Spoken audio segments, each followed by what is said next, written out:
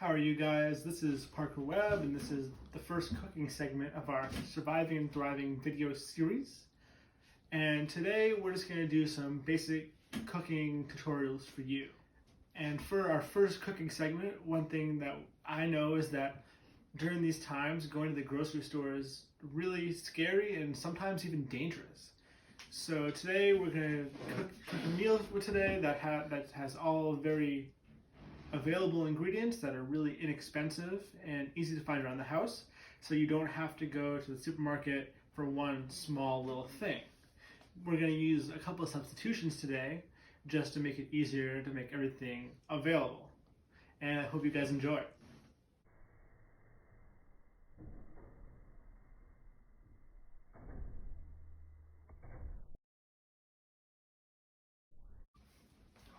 To start cooking the meal, I've invited my sous chef Lisa here to help us prepare the meal today.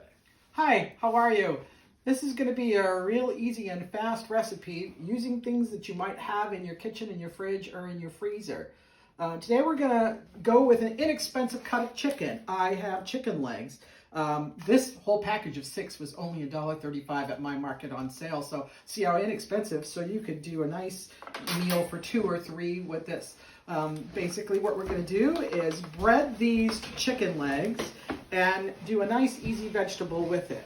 The thing about the chicken legs is that you might not have breadcrumbs in your pantry, but I bet you have cereal. You have your favorite cereal. You don't want to go with things like Fruit Loops, but if you have Cheerios or Corn Flakes, they make a great substitution for Corn Flakes. Or, in this particular case, you put your cereal in a baggie and take your rolling pin and roll them until they're into a fine crumb. If you don't have a rolling pin, don't worry about it. Take a nice can, your favorite vegetable. Same thing in the baggie and roll them out till it's a fine crumb.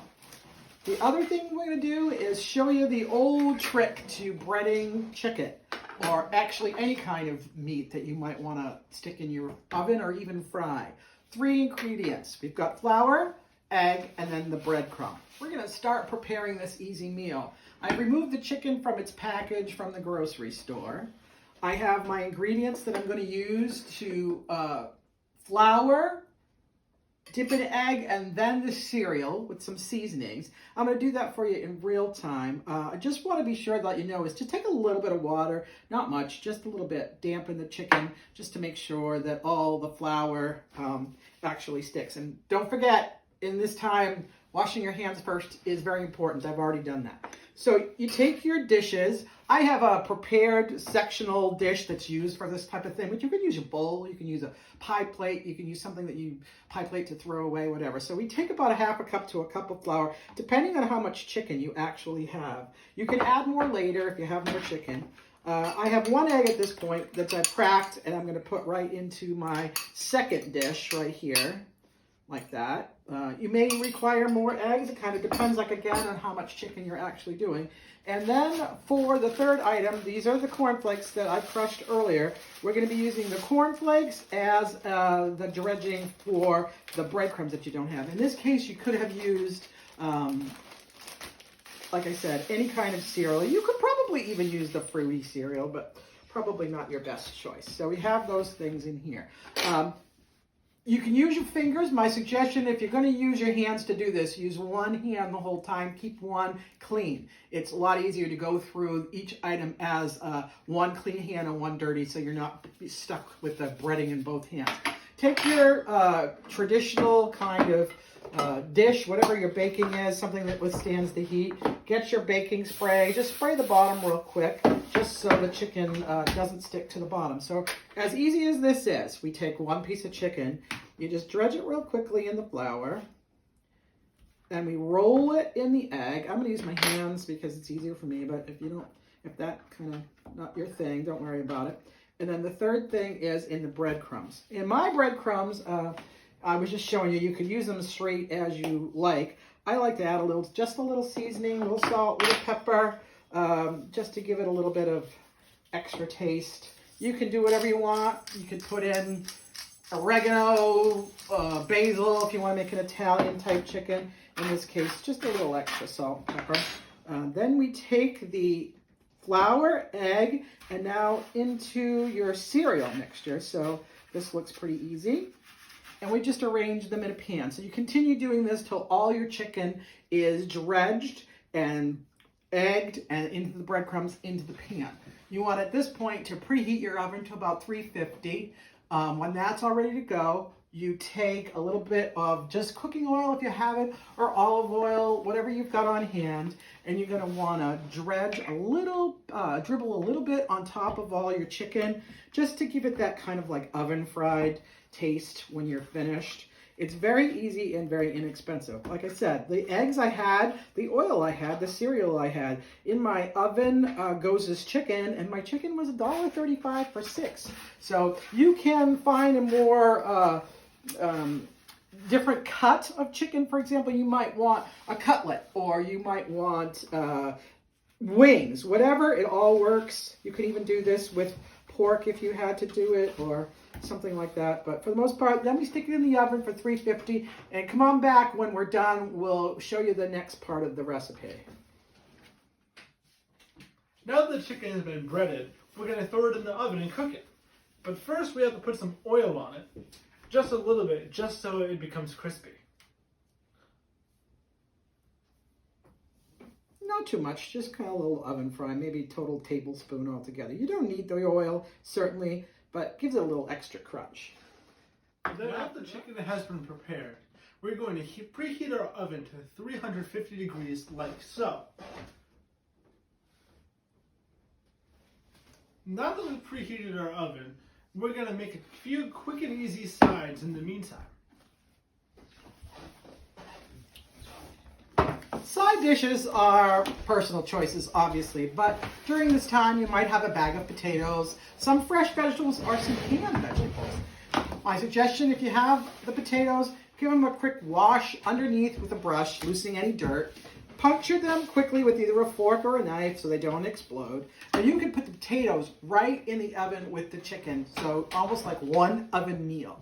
The other option is either a fresh vegetable or a canned vegetable. Certainly, most everybody now has canned vegetables. We happen to have some fresh broccoli. Cut it into broccoli spears. Put a little water inside. Get your cling wrap. Cover that up for steam. Don't have to puncture the top. Just put it right in your microwave for about 10 minutes, or depending on how you like it, crunchy or a little loose. So there you have a complete meal. You have chicken, a baking potato, and either a canned or a fresh vegetable. A lot of times you already have this at home. Now that the chicken is cooked, we can plate our food and enjoy our meal.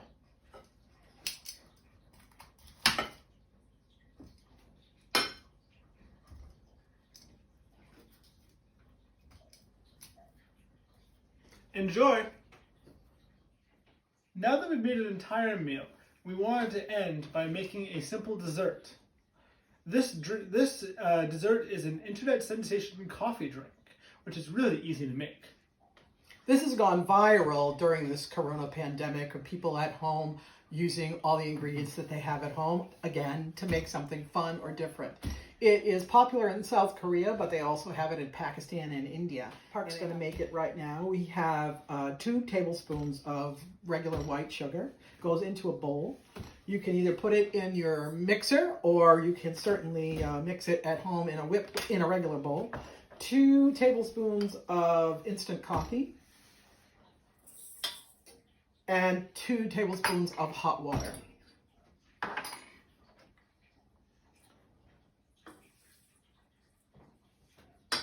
You can set your mixer to high and let it whip up till it resembles whipped cream or stiff peaks form. We're going to do that now and be right back with you.